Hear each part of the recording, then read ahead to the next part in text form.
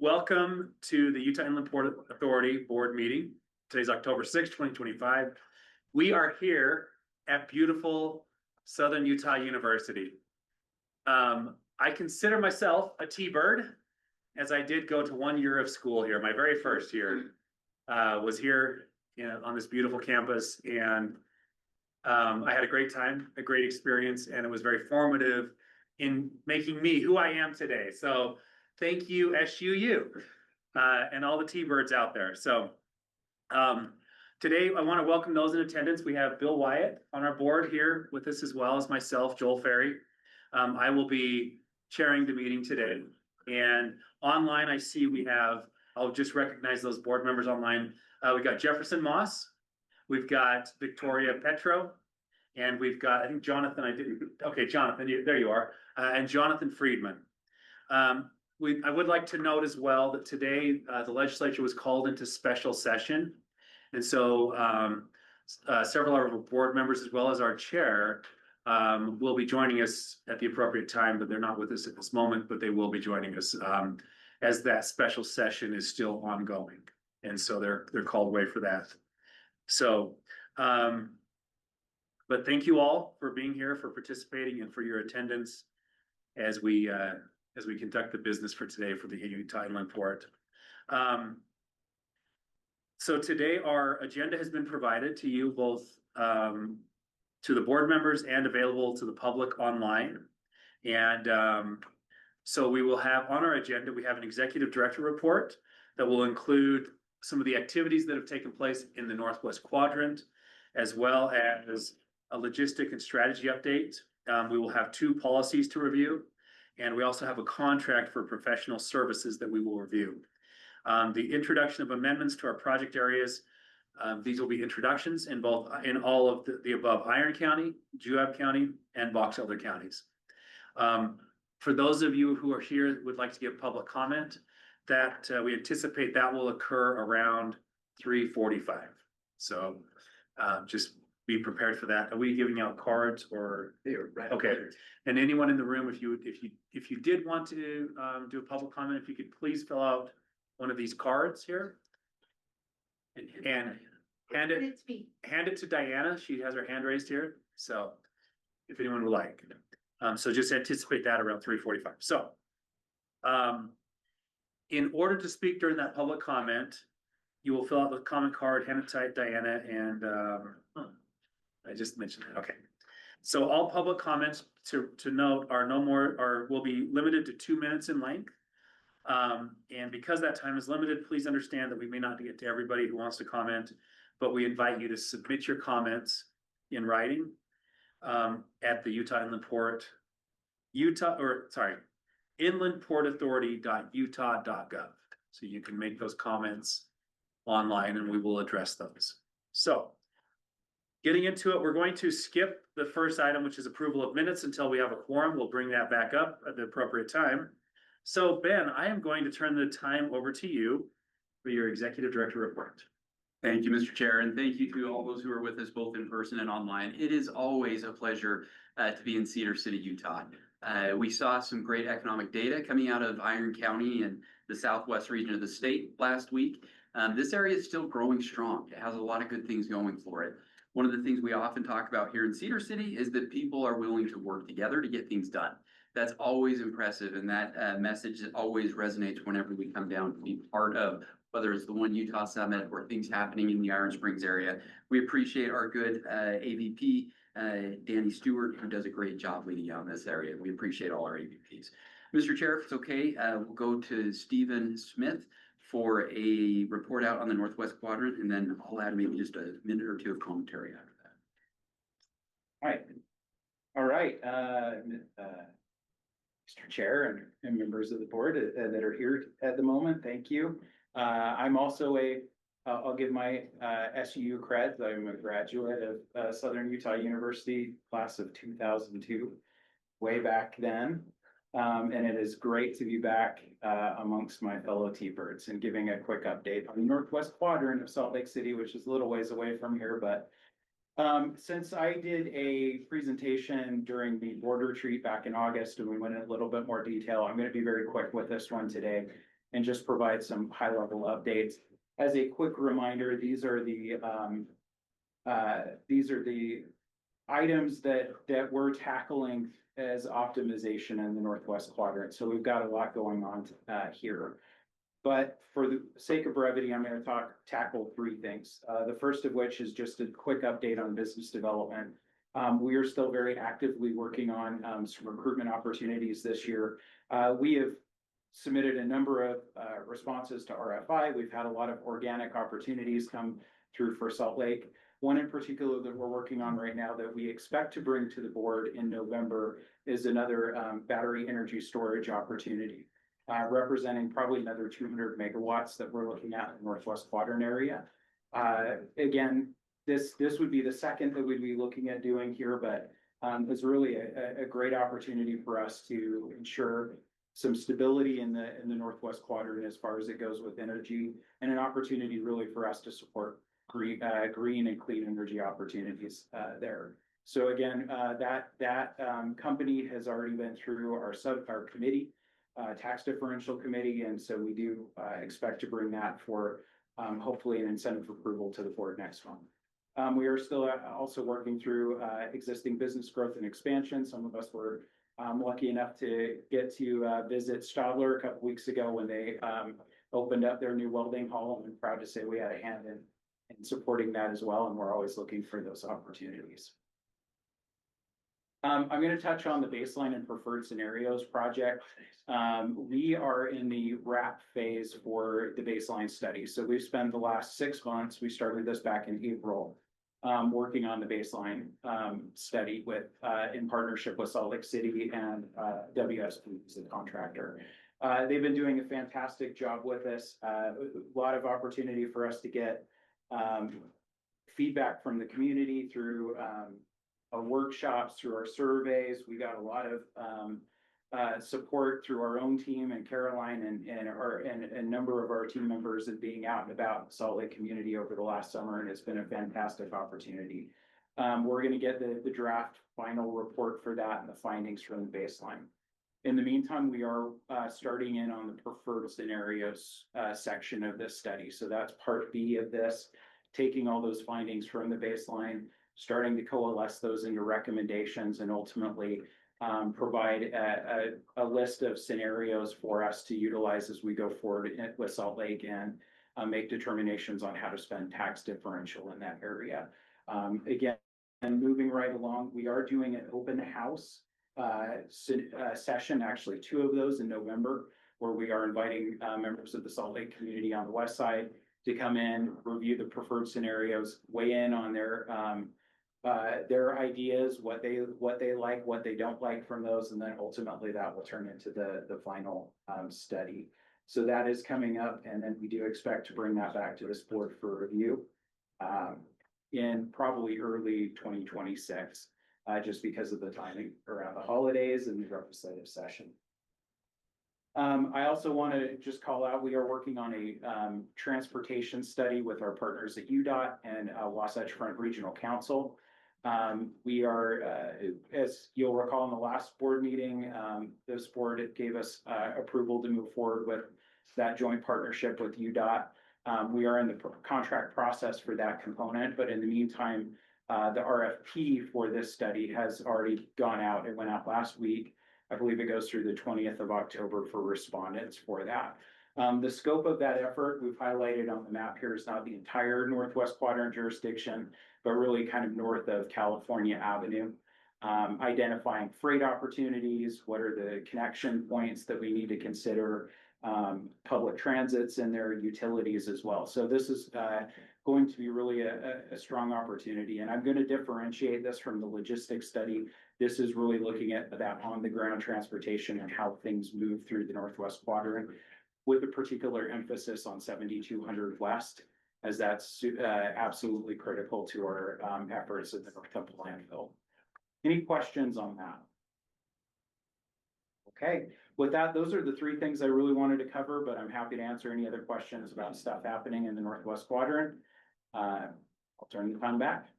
Okay, thank you for that update. Is there Maybe or I'll on your report? I will just give a couple of minutes of commentary, and perhaps, Mr. Chair, even while the logistics folks are coming up to give their presentation as the next agenda item. But one of the things I get a question about a lot is, why are you still called a port? What is the definition of a port? Why are you guys called the inland port? I was presenting at the League of Cities and Towns last week, and they asked me the same question, the audience there. And I will say, even in our meeting in Fairfield, in Utah County, their mayor in the public meeting asked the very good question there also. I think there's a lot of people who understand a seaport in the concept. The inner workings of a seaport are very interesting. They're not all that dissimilar from what we're doing at the port. We are a little bit different in the sense that the entire state of Utah is kind of our port. We're working on transportation and logistics items all over the state of Utah. As an example of that, last week we were in Tooele County. Before that, we've been in Iron County working on projects. And so the idea here, and a typical seaport is going to be a landlord, a financier, and ensuring that you've got good service coming in and out of any given specific area, a port. We do that same thing in most everywhere across the state of Utah. We're at an interesting inflection point in kind of the port's history. I've been the executive director for 3 years now. And I think my priorities, has been well identified. It's creating new project areas, expanding our logistics infrastructure. We're getting to a point now where I think we're stepping into 2.0 of our port rollout and our port happenings.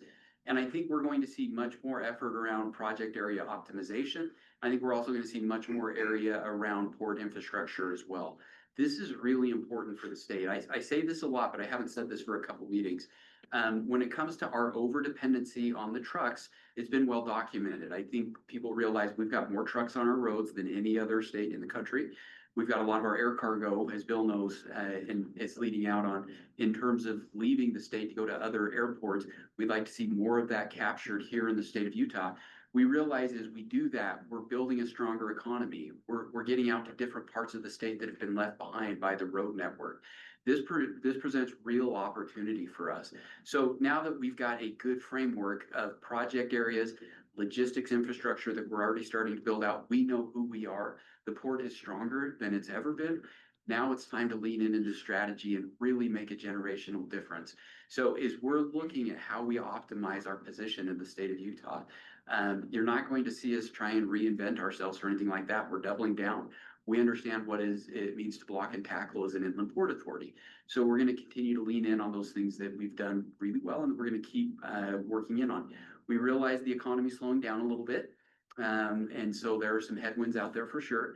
But at the same time, we feel like we have a great opportunity. We've got a good track record of what we've been able to show for 3 years now. And we feel like the next 3 years, our best years are ahead of us. And we're going to be able to do some really amazing things. But it's all in partnership. It's how well we work with our partners. And I hope that's what sets the port apart. We're not going to work against each other. We're going to work with and through each other, our local partners, our state partners, because that's where we can make really incredible things happen. And so with that, Mr. Chair, that ends the executive director report and perhaps tease up the logistics. Stephen, thank you. Yes, absolutely. Appreciate that presentation. Thank you. And that was a great report. So, okay, yeah, let's go, Jefferson Moss. Recognize you. Yeah, I just wanted to just kind of tag on to what you said, Ben, as I've been in this new role with the Governor's Office of Economic Opportunity. I think I've even gained a deeper appreciation of the role of the inland port, and the partnership, I'll just tell you from my role, has been amazing. I do appreciate that we are talking about some of the challenges with some of the, impacts of tariffs and some of the things with the economy in general. I don't think the inland port could have been better positioned than right now to meet that opportunity. So just want to echo and thank you for the great partnership that you've been in your team. Yeah, thank you for those comments. I couldn't agree more. So, okay, we're now going to go to a logistics update. We got Sebastian and Alan with us. So, guys, time's now yours. Great. So just as Ben was talking, a lot has been done in the last little bit.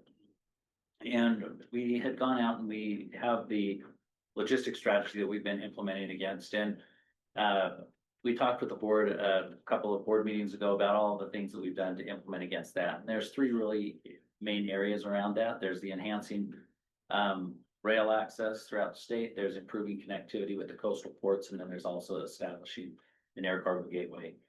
And as we look forward and we start moving into 2.0, those things are still going to be very important because we're still continuing to execute against those. So we'll continue to do that. But there's some things that have changed over the course of the last year. And a big one is the intermodal, that we now are a dual served intermodal by our class 1 railroads. So what does that do for our market? Well, it actually opens it up to a lot more ocean carriers. It makes it much more competitive, and it really benefits everyone in the state. But that driving the efficiency and the competition is really important to our Utah manufacturers and shippers, because that's what really makes them competitive, right, long term. So the other thing that's going on is that you're seeing now in the Port of LA Long Beach, you're seeing some really unprecedented growth. They are growing extremely fast there. And they're already the largest port in the US, and they are served by all of the major ocean carriers. And as they continue to grow, we're going to start seeing that freight moving in. And that's exciting for our market, right? We are about a day and a half truck trip to 80 million people from Salt Lake City. And it puts us in a really great spot to be able to be a hub on the West Coast. So if we look at the way things flow now, Ben talked to it, we have more trucks on the road than any other state. And a lot of those trucks are on their way to the Port of LA Long Beach. And so we really need to, as we move forward, we need to start thinking about how do we stop those trucks in Utah and add value and get them on the road here, right? We want to be able to, like I said, add value in Utah, create jobs, create opportunities, and get those goods on the rail, the trucks off the road. And so we are excited about that opportunity.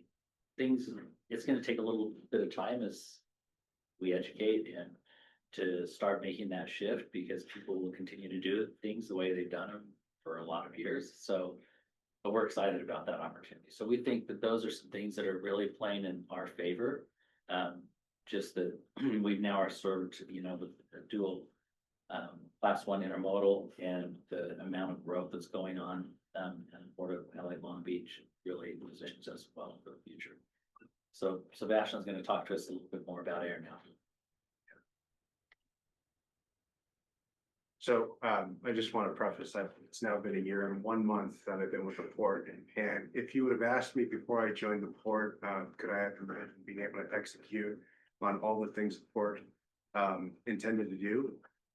There was a lot of enthusiasm, but this year has really brought into perspective just how great our financial tools are, our resources, the partnerships that we have, and it's through partnership that we're able to achieve what we're doing. We have not had a direct flight to Asia since 2009. That's huge. We now have access to 50 different destinations all through Asia, and that's not inconsequential. We're talking about e-commerce. When people think of the goods that are moving down, what's enriching our Utah economy right now. And if we take a look at this grid here, this is very recent. We have the impression that the economy is slowing down, but this is as early as the last 3 weeks. Trade is certainly not. What we're looking at on the green dots here is chargeable weight. This means that tonnage is up from air cargo all over the world. Some of the largest gains happening in the Asia Pacific region. And if we look at our Latin America region, these are tremendous gains, right? That's a 5% gain. So when we think of the markets that Utah has the ability to access, not only from Asia, but now coming soon with the direct trial flight to Lima, we are targeting and are connected to the most robust markets in the world. We are exactly where we want to be, and to be able to support those, not only from an air cargo perspective, but from an intermodal perspective, Utah is really becoming primed for being a true cargo gateway. having these direct flights, it means that our cargo touches fewer points. Why does that matter? When we think of the high value sectors in in the Utah economy, semiconductors, perishables, aerospace and defense, health, pharmaceuticals, when they fly air, this is because they're flying premium. They're not paying for air cargo service because it needs to be there next month, it needs to be there tomorrow, it needs to arrive on time, and it needs to arrive safe. It means that we need the infrastructure, not only here at Salt Lake International, which is being built. We have an amazing infrastructure through our partners with Delta coming soon, our new third-party facility. But we just took a trip to Korea to make sure that those facilities are equally substantial on that side. We can't have freight going to our other destinations and not being cared for properly, just as much as we can't have being freight sent to us and not being able to support that freight. The local benefit, it means that we're going to have fresher goods. It means that our markets, our manufacturers here in Utah who are producing the semiconductors, think Texas Instruments, who's going to go live, now have the ability to go ahead and send their freight and deliver on time and safely. Our global partners are leaning in. The Inland Port, in partnership with Salt Lake International, just set up a trade mission to connect with Delta Cargo, Korean Air Cargo, and Delta and DHL Supply Chain. The response was phenomenal. Not only was it great to see the infrastructure that they already have built there, but they were excited to see the presentation from Salt Lake International, partnership that we have together, and what we're doing and building on Salt Lake International's airport to support the freight. There was nothing but excitement, and I think the response was great. To close out the tour, we took a stop in Japan, and the same was received from Nippon Air Cargo. And the reason Nippon matters is because, much like Korean Air Cargo, these are freighter-only providers. It means that alongside our good partner Delta Cargo, which is a passenger freight cargo provider, we also need to open the market up for larger goods. This serves the project cargo, the Boeings, the aerospace and defense industry, who need these larger platforms to bring freight in and out timely into our market. So the fact that they express interest, they see the vision that we're putting forward, led out by Salt Lake International. The overall outcome as we look into 2.0 is really really taking advantage of our geographical advantage. You know, it is true that we do have more trucks on the road than any other state, but the reason that's true is because we have an amazing infrastructure for that road network. The question is can we make that road network more efficient by trucking shorter for the rail deficient states? We make that pit stop here into Utah. We make the long hauls of 800 plus miles from Utah to the coastal cities and let the rail take care of that. In the meantime, we have air cargo pick up the rest, where all of the critical freight, the life-saving materials, the medical devices, the technology, and the pharmaceuticals. And that's what our infrastructure can support over the next 10 years. When we think of who this serves, we're putting manufacturers first. And we think this vision aligns very robustly with the growth that we're seeing all across Utah. And we'll leave it open for some questions. Thank you. Thank you both for those presentations. Are there any questions? Okay. Great work. Fascinating to see the developments, and it's amazing. It's only been a year since you came on. So good job. Thanks. Good. Okay, let's see. Up next, we have some policy updates. Ariane, forward. Ariane coming up. No, Amy, I'm you're gonna do it. I'm gonna Okay. represent on this topic. Amy, So- welcome. Thank you. Thank you for having me on this important topic as we bring our board approved policies up for an annual review. One of the things that we wanted to bring up, in addition, we had recently reviewed back in spring, the project area and property tax differential use policy that governs how we go about tax differential, how we go about creating these project areas, and all the things that go around this. As we have been working with different counties and municipalities on the reporting process, as well as some of the requests that we've had for amendments, we wanted to propose to the board an added addition to the amendment section of this policy that would add minimal boundary additions that we would just do in a single board meeting if that is what it entails. By statute, we are only obligated to bring these project area plans and budgets for one meeting. But by policy, we've expanded it, especially with creation and more of these enhanced amendments, to do two board meetings and public board meetings. So that's when we'll be seeking next month for approval. The other policy that my colleague, Deputy Director, CFO, Ariane Gibson brought up in the last board meeting were enhancements that we've made to the Authority Infrastructure Bank policy. We have not made too many additions since it was last presented. And what we have done is remove just in the section for application, this personal financial statement. Really, we want to just go through a application process and it defines what those specific components that we're looking for. We will be seeking board approval for this revision as well later on in the agenda. I'll pause here if there's any questions on the policies at this time. Any questions on the policy update? Okay. Go ahead with the professional logistics services. Thank you. I'm just going to share my screen. This has a summary. We've recently had a contract that is expiring at the end of this month and at the end of October. And we had decided to go put this out for RFP again. It'd been a couple of years since we had RFP for these services. And this is really around professional logistics services, consulting with expertise in the logistics areas.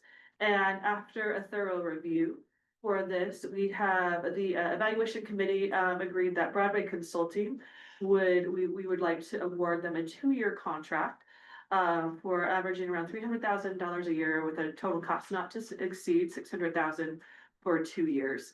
We would also seek that we could do just one, I should say, so we'll have the 2-year duration with 3 1-year optional extensions. So this contract would not exceed 5 years in total, which is something that we try to keep these types of professional service contracts to.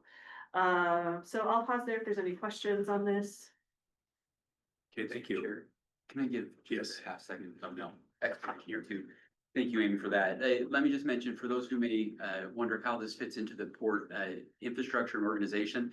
So this actually supports Alan, where did Alan go? Alan Evans, he was here. Alan does a great job overseeing our logistics strategy, but we actually work through him on a consultancy basis. So just to be clear, that it's, you see Alan as part of our organization. Alan is actually working as a consultant. We feel like this has been a great contract for us. He's doing amazing work for the port. And so this is just re-upping and committing to him for another couple of years. Okay, thank you for that clarification. Are there any questions on these contracts? No. Okay. Thank you. No one online either, right? Thank you. Amy, thank you for your presentation. Thank you. For bringing us up to speed on those items. Okay. Next up, we'll hear from 2 presentations from Danny Stewart. Danny, yep, here you come. On proposed amendments to these two different project areas. So Danny, will you please update us? And got some associates with you. Perfect. Please feel free to bring chairs forward, that's fine.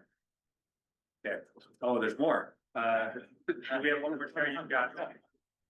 You're welcome to bring another chair here too. Yeah, he'll be here for the Want next. to be front row? Sean will be here for the next. Now you're good, okay, thanks. Hey Danny, it's all you. Okay, trying to find my screen and it's showing here. Chrome, let's do this.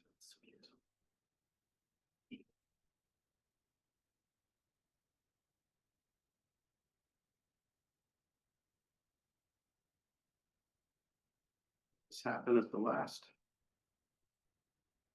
meeting. For some reason, it's not giving this window as an option to share. It's something I. Oh, here we go. Just had to. Make Larry stand up one more time. Ready to help. There you go. Okay. There we go. Good afternoon, board members. I'm so happy to have you here in my hometown. Welcome to Cedar City. Great to have you here. It's a great place to live and to work remotely from. And those who are joining me here today are from Iron County as well to talk a little bit about the proposed amendment number 2 for the Iron Springs project area. It's hard to believe that this is not that old either, only about 2.5 years old in the Iron Springs project area, and a lot has happened, and there's a lot going on with this new amendment. So thus far, the boundaries of the Iron Springs project area, the ones that you see in red, are all in the unincorporated Iron County, but what we're looking at doing today is amending in industrial zone properties in both Cedar City and in Parowan to be added to our project area. First off, we have two industrial areas in Cedar City for consideration, including the undeveloped portions of the Port 15 Utah Industrial Park, equaling about 460 acres, and also about 152 acres of the Amber Industrial Park that you see on the map just a little bit to the east there. These are areas that are both zoned industrial. They're part of the community's economic development strategy, and they tie in very nicely with what we want to accomplish here. Joining me today, I have Brett Drew, who's back here with Port 15 Industrial Park. We have Phil and Jason, who are with the Amber Industrial Park. And then jumping ahead to the next, here we have Parowan Airport Industrial Park. Mayor Molly Halterman and Dan Jessen, the city manager of Parowan, joining us as well. And I'll have them fill in just a little bit after I explain what we're trying to accomplish by adding these three areas. So Parowan City asked to amend their airport industrial park back in the spring. It's taken us a while to get everybody pulled together for today's meeting. We're happy to be here. But the proposed amendment that we're talking about will help Cedar City, Parowan, and Iron County better realize their combined economic development strategies in alignment with the original project area plan for Iron Springs, encouraging the retention and expansion of existing companies here, and also the recruitment of new companies to create employment opportunities to diversify our economy here in Iron County. The Port 15 Utah Industrial Park was created in 2006 and 2007 by Cedar City's redevelopment agency. Since then, several businesses have been recruited to this, to the Port 15 business park. And Cedar City's RDA agreement has helped finance infrastructure for development in this industrial park, mostly south of the Union Pacific. I'm going to back up to that so you can see it again. That's the one that's right adjacent to our project area. You will notice that the areas that are currently developed that have buildings on them, those are part of the Cedar City RDA project. They will remain in that Cedar City RDA and see that through to the end of its life. That's working well for them. But we find that the port tools will be a great benefit to Port 15 Utah. We've been discussing this ever since the project area was created. So we will amend Cedar City's RDA area to just include what's already been developed. And we will look to amend in the areas shown in orange there, which are undeveloped properties. They have rail access, they have utilities in place, and Port 15 has been a great part of Cedar City's economic development strategy for some time now. Just to the east of that, as I mentioned, the Amber Industrial Park, this is 152 acres, also with railroad access. This is being privately developed by Phil Schmidt, his company here, and they are looking to have a tenant that will utilize rail for building supplies to support the region, and also to recruit new businesses into that area. So that's what we have in Cedar City. It might be a good time if you gentlemen have anything that you'd like to mention briefly to the board. Brent, if you'd like to step up. Well, we thought what you're doing is such a good idea. We started this in 2006, but With the RDA. yeah, so thought we better actually update what we're doing and get the skills and the sizes of companies and different things we've been working with lately. I think have also made us want to become part of what you're doing here because they're bringing up more complex issues than we've had in the past. So Hallelujah, okay. and so this has been a timely thing to try to join and be part of. And Phil will tell you a little bit about the Amber Industrial Park here. Amber is 152 acres. It does have rail along the north side. It is also right along the master plan road 800 north. Those roads are built now. The project the utilities are in, the roads are in, and now we're ready. We just got recorded last week, and we'll be getting it ready to start promoting it. Do have a few people, big corporations looking. A couple of them are waiting to see what happens here. And so we appreciate Danny, the opportunity to become a part of the port. I think it'd be good for Cedar, it'll be good for us, I think it'd be good for you guys. And the nice thing about our location, and we are fairly close to town, we're right off Lund Highway, so it's not really too far out of town, we're pretty close. Absolutely. Great. Let's jump over to Parowan. This is really exciting. It's fun to work with our county seat on a project that they've been looking at for some time. When I was Economic Development Director for Cedar City and Iron County, met with Mayor Halterman, and we talked about a lot of potential, a lot of interest in the airport. This is property that sits right between Interstate 15, the Parowan North Interchange, and the state road there that goes up to Paraguna. So it's a great central location. They've already identified this as an industrial area. And if you'd like to take a minute, either. Yeah, I'll just, real quick, we're super excited about this. We've been thinking about potentially doing an RDA. That most of this land is sat in Greenfield, and has been completely underutilized. It's like 95% of the city's industrial zone property. And it has just, it hasn't been unlocked. We actually have an application in by the end of this week to the EDA to get a large grant to put in a road and power and water out to that area. We have an anchor tenant that's started. As you drive down the freeway, you'll see that large building. That's our anchor tenant. We hope that growth leads to growth. And we're just excited. There's really a nexus here of the interchange and the airport and all of this industrial area. Parowan has kind of underutilized. We haven't really developed our commercial or industrial, which puts a very high tax burden on just the residents. So we're excited to be able to diversify our tax base, diversify our economy, and we have a great relationship with Cedar City and with Danny and with just everybody over here. So we're excited to finally get in and do something and develop there. Probably the second largest area of land there is under contract right now, and they're excited to move forward.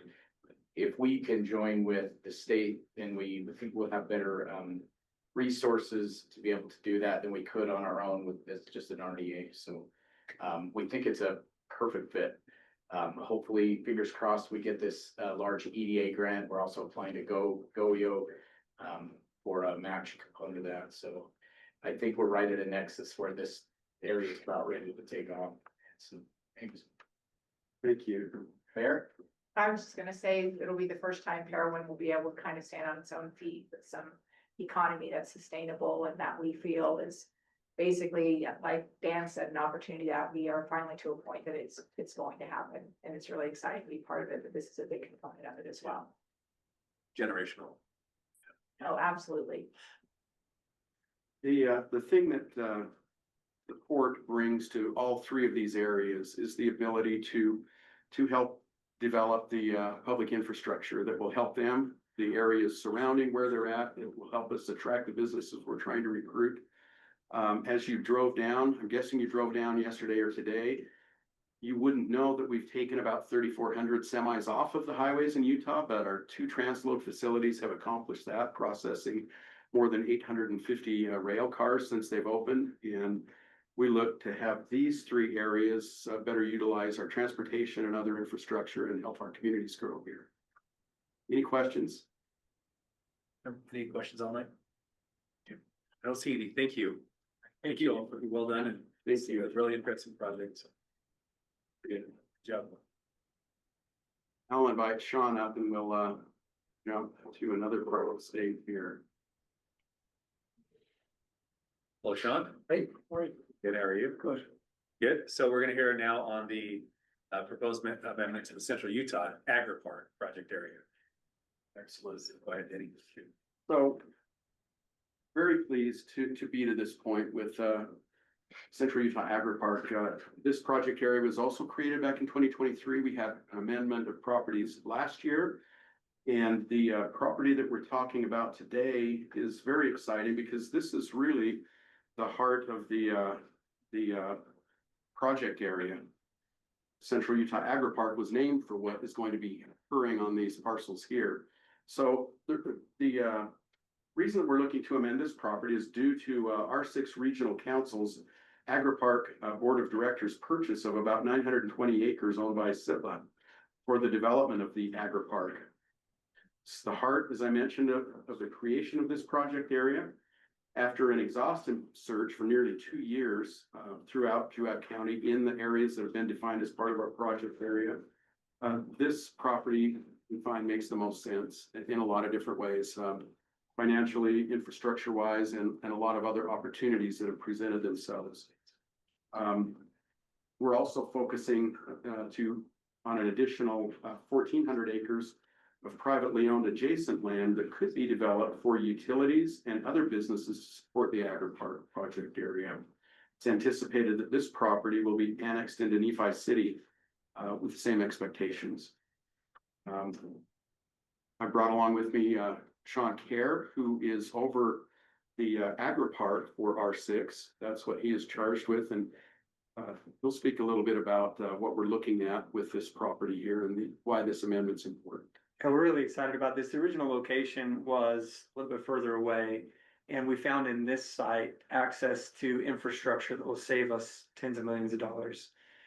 We also found a willing partner that was willing to sell us the property in a large enough quantity that we could make things move forward without expectation of residential encroachment, without a very negative impact on those that are in the surrounding area. We hope to have a very positive impact. We appreciate Danny and his partnership, his representation on our board, as well has been important to us as we've moved this project forward. Essentially, we're building an industrial park, but for agriculture. And the goal is that producers in our area will have greater access to processing distribution. And we feel like the Utah Inland Port Authority is a wonderful opportunity and a way to progress, not only our project, but also. So inclusion of this property in the project area aligns with the project area plan and budget, with the main objective to create a better future for Utah's family farms, economy, and food security. Well, the preliminary phases of this project are being supported by the R6 Regional Council. This is the 6 County Association of Governments, including Sanpete, Juab, Wayne, Millard, Paiute, and Sevier counties. This Agri Park will benefit farmers and Utahns in every county of the state. As Sean mentioned, we were looking at properties farther down I-15, the area that is currently or has been known as the Agri Park zone of the project area. We're proposing that this new amended property be called the Agri Park zone. And we changed that other large area, the name of that, to the Juab Valley zone. So that will be part of what we do with this amendment, is to make that change as well. Happy to take any questions from the board.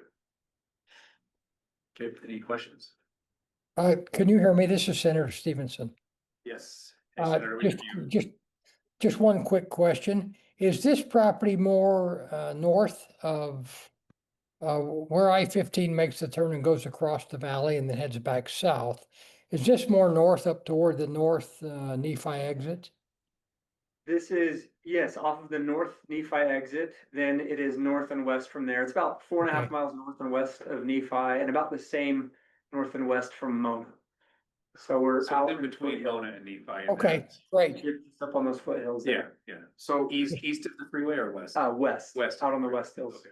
so Yeah, just Oh, here we trying to go. orient myself a little bit, so thank you. yeah, this map shows it a little bit outlined in dark. Oh, green, there we just go. this. Sure. That's the current creek zone. That includes the Hellings tomatoes and Power plant. the power plant there. Okay. Yeah, And then just immediately west of that is the Nortonville Rail Zone, or east of that, I mean. Yeah, so the that's little where- skinny triangle. Yep, Okay. yep. Yeah, that's helpful. And you say this is about 1,400 acres? Mhm. Okay. Oh, Great. 23. Our section is 920, the other piece is about Oh, okay, 1,400. that's in those two together. the About 23 total. Okay, great question. Any other questions? Okay, not seeing any, thank you. Thank you. Very informative. And thank you, Danny, for those presentations. All right. Next up on our agenda, we have a presentation amendment to the Gold Spike project area. Stephanie, come forward and go ahead with the outline of the proposals. Absolutely.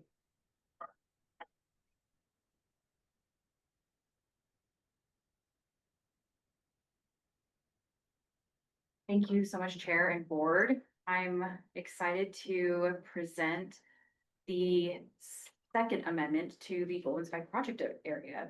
We have just passed our second anniversary of the creation of the project area back in August, and we are really looking forward to this new amendment.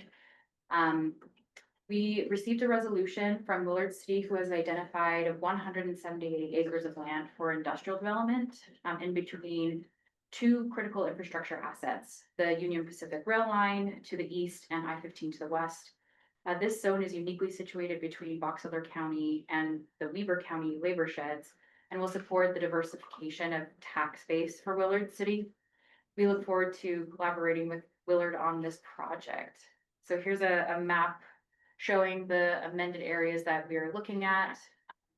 It's about 180 acres. To the north, you'll see the port of entry right there on I-15. To the south, there's an interchange and a Flying J right there.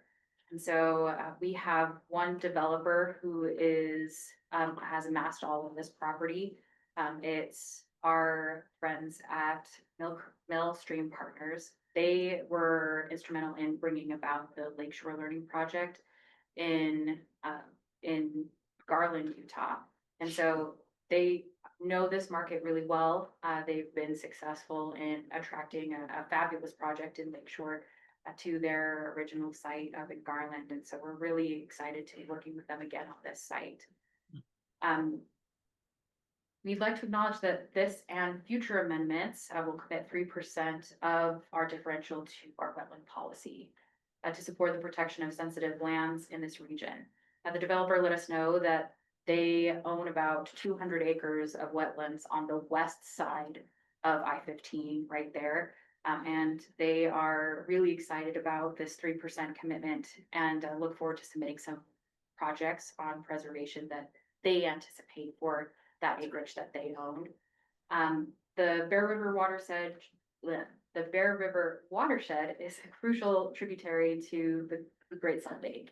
And UIPA and our participating communities are committed to bringing good stewardship practices to these environmental assets. We really wanted to extend some appreciation to our partners in the Golden Spike project area, Willard City, Brigham City, Box Elder County, Garland City, and Tremont City. The collaboration that has existed between these entities is really unique among our project areas. And since this is the first presentation of our project area amendment, no action is requested of the board at this time, but wanted to see if there was any questions from the board on this proposed amendment. So I guess, is it the entire area, or I see there's 3 blocks on the screen? It's the entire area, though those southern pieces are just separate parcels that were highlighted. Gotcha, that makes sense. Are there any questions from the board? Any questions online? Okay. Thank you. I'll just make a comment. I'm glad to see that we have that 3% differential just across the freeway. As you know, is the Bear River Migratory Bird Refuge, which is wetlands and kind of really critical habitat areas. So where this is on the east side of the freeway, less of an impact, but certainly that will help as we look at mitigating some of those impacts. That's a great thing. So thank you. Well, and it's interesting, the developer, you know, with the purchase of all of this property, amassed a significant amount of property that is undevelopable, right? And so they're really excited to, you know, do some preservation and conservation projects, and this 3% is just an aid in what we can actually accomplish with those, rather than, you know, conservation just leaving it alone. I think there's some enhancements that could ultimately help improve some of those areas. and preserve them in perpetuity. Thank you. I think that's great. So, okay, so no questions on the updated Golden Spike. So next up, we have. Do you want me to go? Is it 3:45? Okay, all right, so we're just a little bit behind on time, so we will take public comment after this next item. Okay, so the next item is the resolution Yes, to the reconsideration of amendment number 1 to the Twilla Valley project area. absolutely.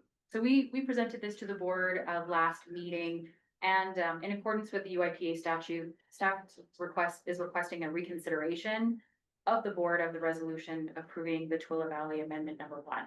After the board action last month, minor reservations and reformatting of our legal descriptions came recommended to us from UTRC to help simplify and clarify the descriptions and really to help us facilitate reporting of the project areas in Twilla County.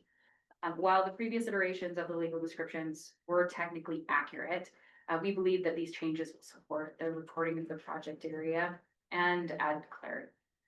We're grateful to our partnership with UTRC and their help in making sure that we're clear and accurate in these descriptions. It's a statutory requirement for our plans and budgets. And as staff, we recommend that the board approve this reconsideration and edits to the plan and budget last month. Okay. Any questions on that? So the technical correction to what was approved. Correct. And for our statute, a correction Has to come significant back. enough Yeah, that sure. will bring back. Okay, any questions from the board on that? You have not seen any online in the room? Okay, There is no public comment in the room. so we have not received any cards in the room. Is there anyone online that would like to make a public comment? If you are, please raise your hand. Recognize you, we'll follow that 2-minute time. You have one person, Monica Hilding. Okay, Monica, we'll turn the time now to you. And we. Okay, Larry's gonna have, okay, go ahead, Monica. I just wanted to, oh, sorry. I wanted to compliment the board on, your marketing efforts. They're very, very professional. And, I just wanted to let you know that. Well, thank you. That's a very nice comment, and we'll make sure that the team in marketing knows that. Ben, will you convey that? Absolutely. Okay. Perfect. Monica, thank you for that comment. Are there any other comments online? Okay. I'm not seeing any, so we're gonna now close the public comment period. Was that your mom? No. It was Monica.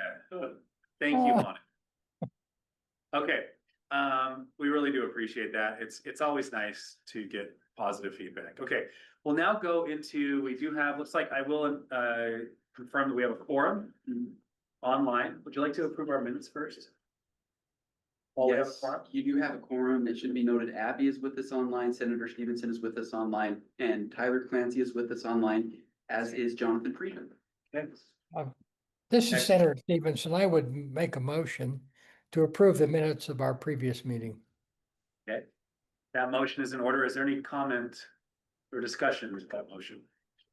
I'll second. See, oh, looking for a second. That's right. We're following Robert's rules, I guess, not legislative rules. Okay, there's a second by Jonathan Friedman. Thank you. Any comment or discussion to that motion? Okay, seeing none, I'll go ahead and place the vote. All in favor of the motion, say aye. Aye. Aye. And any opposed? No. Yeah, I'll rule that motion passes unanimously. Thank you. Okay. We'll go here. Our first item is the approval of a policy update. So it's the Authority Infrastructure Bank. I can read the motion if you Yes, like. please. The motion is to approve BP 13, the policy for the Authority Infrastructure Bank.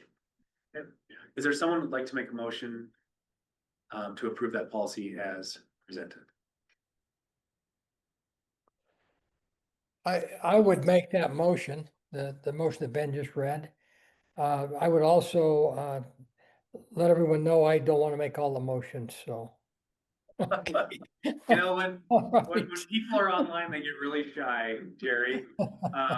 Not you though, not you. Well, good job. I'm about shied out for today. I don't know.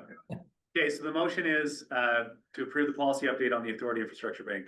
Is there a second to that motion? Yes. Okay, Abby seconds. Any discussion to the motion from the board? Okay, seeing none, I'll go ahead and place that motion. All in favor, say aye. Aye. Aye. Aye. And any opposed, say no. I'll rule that motion passes unanimously. Okay, now we'll look for approval of the contract for professional and logistics services, Ben. The motion is that the board approve the contract for professional and logistics services as has been presented by Amy Brown Coffin. So that motion is before us. Is there someone to make the motion to approve this contract? I'll make that motion. Representative Clancy, thank you. Is there a second to that motion? I I'll would, second that motion. Abby seconds the motion. I'm gonna go with Abby seconds that motion. Okay, any discussion to the motion, which is to approve the contract for professional logistics services as presented? Okay, seeing no discussion, we'll place the motion. All in favor, say aye. Aye. Aye. And any opposed, say nay. Okay, I'll rule that motion passes unanimously as well. Thank you for that.